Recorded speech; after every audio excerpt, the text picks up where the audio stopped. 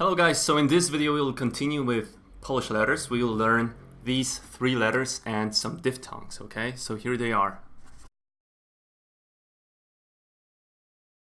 So try to hear the difference between these pairs of sounds. She, she, chi, chi, chi, chi, ji,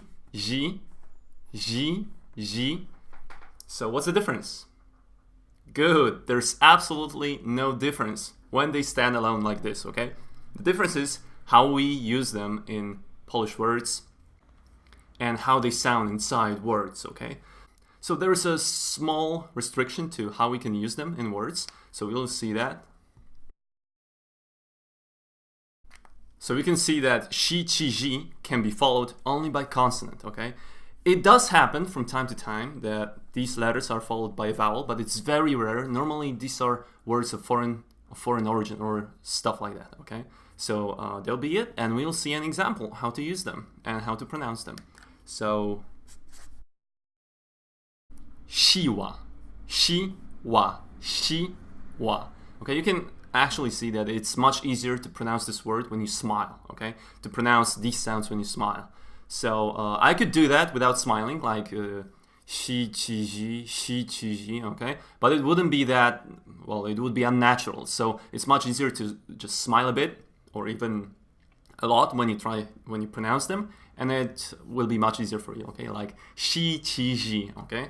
So siła means force. It means force in English, okay? We'll see a next example, which is cis, which means a yew tree. Another one, zima. Winter is coming. And guys, these are siła, cis, zima, okay? These are not siła, cis, and zima, okay? These are not siła, cis, zima. Siła, cis, and zima. So if we try to transcribe it in English, G. Okay, so everyone knows the word she. It's actually very similar to the Polish diphthong she. Okay, she. Then we have the chi diphthong, which is very similar to chi, like in cheese. Actually, this word is very similar to, in pronunciation, to the English word cheese. Okay, like cheese.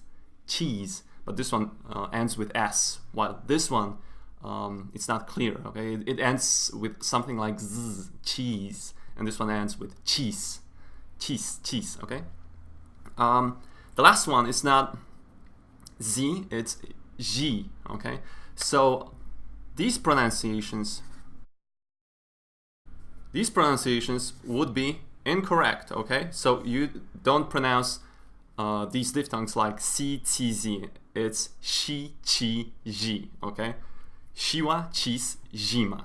So we'll see more examples, because before I said that there is some restriction for the short vowels, for the short consonants, but there are no restrictions for diphthongs. And we'll see that after a diphthong, like shi, chi, ji, we can see a vowel, and it's pretty normal.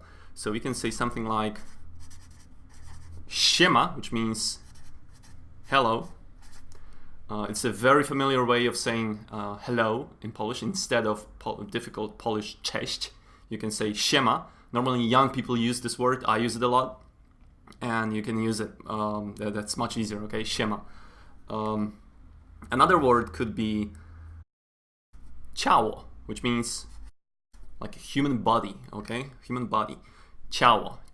It's w. You already know this letter. It's like English W, okay? Siła, ciało, and yeah, that'll be it. And the next one will be zielone, which means green, okay? So it's siema.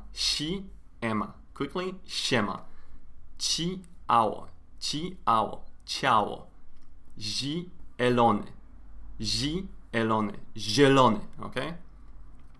So that will be it. And now we can see how to use the short versions of the sound. Okay, so I will be calling this column long shi, chi, ji, and this column short shi, chi, ji, because that's actually how you use them in words, okay? So we will see an example of of she. The first one will be śniadanie, śniadanie, which means breakfast, okay? So it's very important that this one here, I will try to write it. I'll try to write it in two ways. The other one is,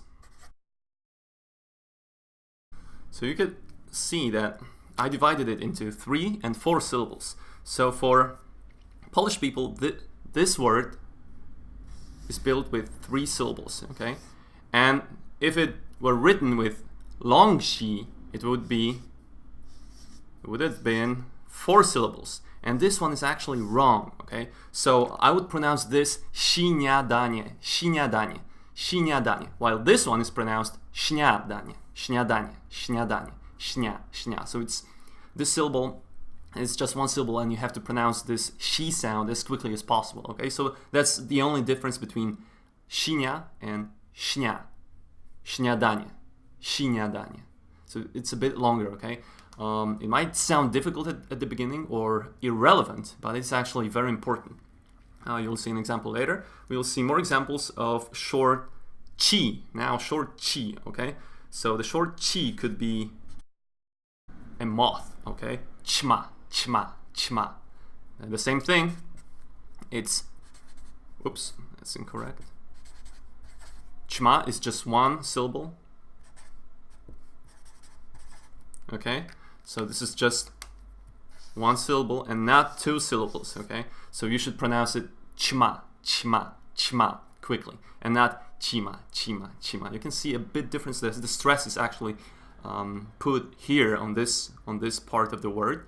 But again, this one is incorrect. It's written with short chi, chma, and not chima, okay? And the last one will be źli, like bad, okay, like bad guys, źli, źli, źli, okay? So the same thing, it's źli, źli, and not źli, okay? So it's just 1 syllable and not 2 syllables, okay?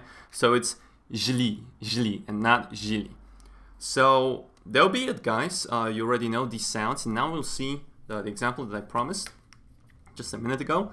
So you can see that actually, and if we write something like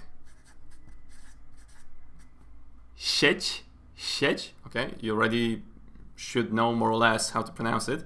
It's the first short long she with e, like in siema, siema. It's sie, and at the end we have chi, okay, sieć, which means, because I just showed you examples of words that start with short shi, chi, ji, but shi, chi, ji can stand pretty much everywhere in a word, okay? There are some exceptions, but like this is one of the examples, like sieć, which ends with chi, okay? This one means net, but sieci means, means nets, okay? So again, this one is considered by Polish to have 2 syllables, while this one is just 1 syllable. So this chi must be pronounced very quickly. Sieć, sieć, sieć. It's not sieci, sieci. Sieć, sieć, sieć, sieci. Sieć, sieci, sieci, sieć. Okay, so that'll be it. We'll see one more example. This letter chi is actually pretty common in Polish to stand at the end of words. So for example, all verbs in infinitive form are terminated with chi. Okay, so you'll see an example of dać, which means to give, and grać, grać. This one is difficult because it contains the r sound. It's not grać, it's grać, okay? So it's play. So dać, grać, sieć, sieci, siła, cis, zima, siema, ciało, zielony, śniadanie, ćma, źli. Okay? So guys, that'll be it. In the next video, we'll learn the Polish letter for ni, okay? And we'll learn more diphthongs, like these ones here. But that'll be it, guys. You're very close to be able to pronounce every single letter in the Polish alphabet and how to read Polish words. And see you in the next video. And now, guys, if you want, you can watch this short description of the app that I'm developing for learning Polish. And if not, that's okay. See you in the next video. I would like to recommend you using Inwords, a perfect app for learning Polish by immersing in Polish culture. In this app, you can read real articles written in simplified Polish by Polish authors. All you have to do is install the app, log in swiftly with Facebook, and that's it. You can start perusing articles on anything related to Polish culture, cuisine, sport, history, tech, etc. With a simple click, you can translate anything from the main title to any single word to sentences. Audio is provided for all words. New features and the iOS version are coming soon. I hope you will enjoy it.